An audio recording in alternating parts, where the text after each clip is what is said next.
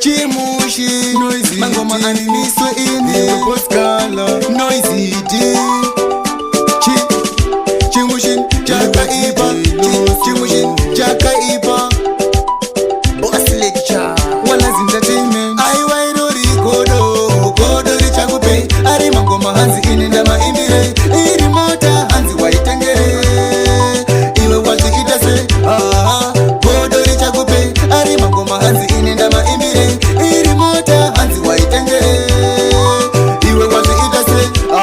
Vano makamane daka Chimushini never mind ndichingoseka Vanofunga kuti nini ndichastika Manje chimushini ndongoramba ndogara vachitenga Vachiti ndinopenga Vanorwadziwa nemangoma ndinoimba Vanofunga vachandipedza simba 1, 2, 3 ndongoramba ndichiimba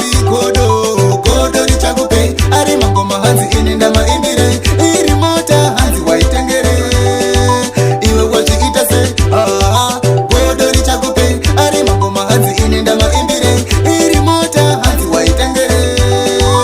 Iwe wazviita se Vari kuti chimushini imbava Vari kuti chimushini irova Vari kuti uyo ndewembeva Manje handiterere zvavanora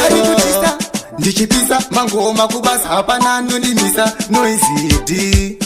Boss lecture Wallace Entertainment Aiwairori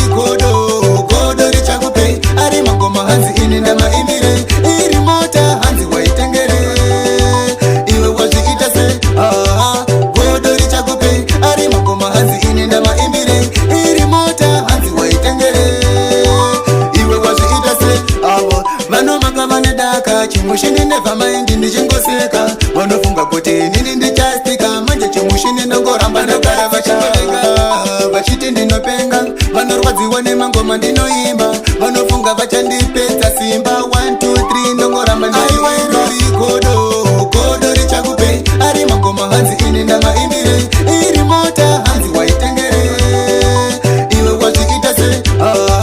Kodo richakupe Ari mangoma hanzi ini ndamaimbire Iri mota hanzi waitengere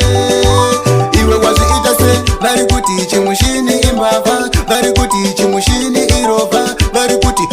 uyo ndewembeva Manje handiterere zvavanora ndichipisa mangoma kubasa hapana nondimisa noisy D Boss lecture Wallace Entertainment